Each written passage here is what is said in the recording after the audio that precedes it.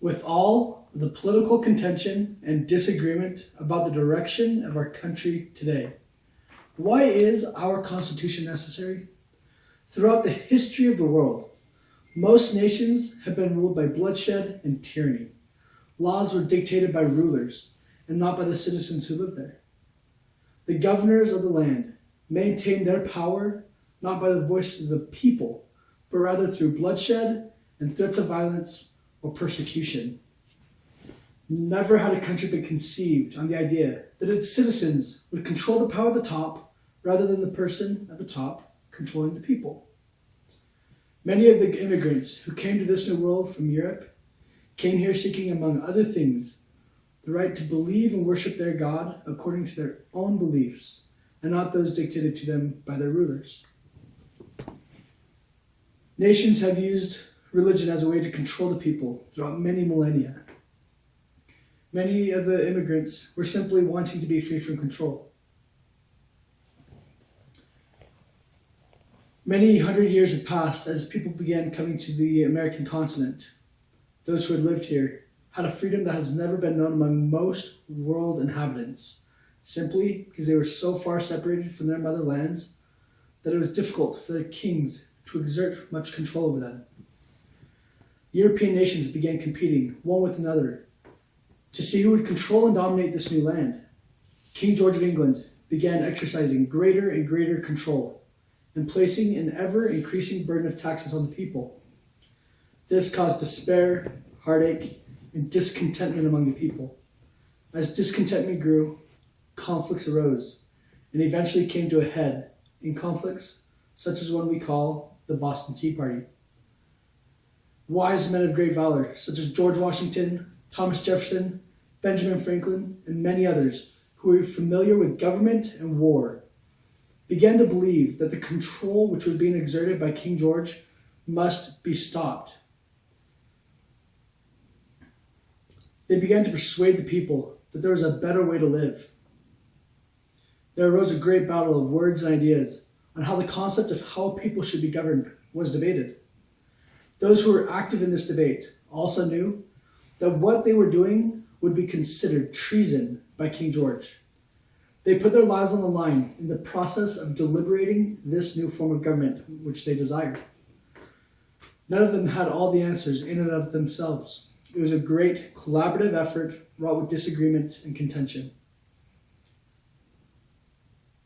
Many years of debate, both public and private, preceded to what finally came to fruition as the Declaration of Independence. The brave men who signed that great document sacrificed their lives to the belief that we could govern ourselves as a free people.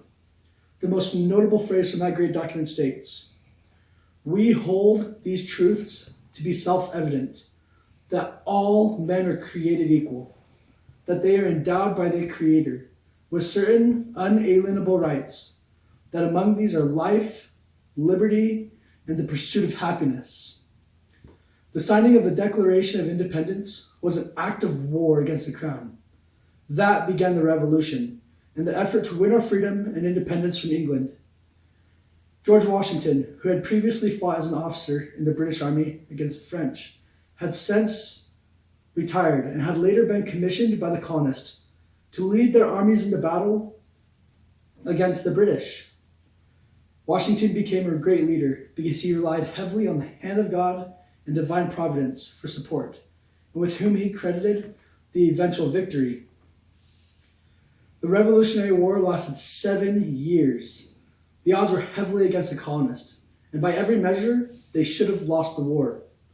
But by miracle after miracle, they were delivered and would eventually form a new government which they desired, founded on the footings of freedom and a promise to serve God and to govern based on the laws and principles enshrined by the 10 Commandments. Once the war ended, many of the colonists just wanted to be left alone. Their greatest fear was that they might once again be ruled by tyrants. The people in general didn't trust any government, and many preferred utter anarchy rather than to subject themselves to the rule of law again.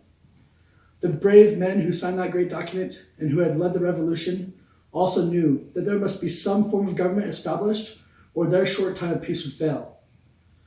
No people can long remain in a state without organization. The future strength of the people depended on a common rule of law and a union of minds whereby they can be united in their economies and in their strengths, along with the ability to defend and protect themselves. These things were only possible by forming a new government. 4 years had passed away as many wise men spent their time debating how this new government should be run. Great scholars and philosophers began arguing back and forth and consulting one with another until the conditions of the Constitution were debated. It took 4 months to get a final agreement on the wording of the Constitution. The basis of this new Constitution was that the government was one of checks and balances, and that the leaders of the government were held accountable to the people, and that the power was derived from the people and not the other way around. Several months had passed as the Bill of Rights were being written, and the Constitution was ratified into law. Today, over 230 years since our Constitution was ratified into law, it faces more opposition than it ever has before, and it is not coming from a foreign power. The opposition that our Constitution faces today is coming from within our own nation. The youth of today are growing up without the perspective and knowledge that their parents had growing up, of the true history and of the founding of the great battle that took place in securing the freedoms which we enjoy today, are not being taught. Without that perspective and knowledge, history is doomed to repeat itself. The great battle of freedom continues today. Our Constitution is the only thing standing in the way of those within our own country who want to take our freedom away. It is the responsibility of each and every person who has the privilege of living in this great land of freedom to become familiar with its history and background of why and how things came to be.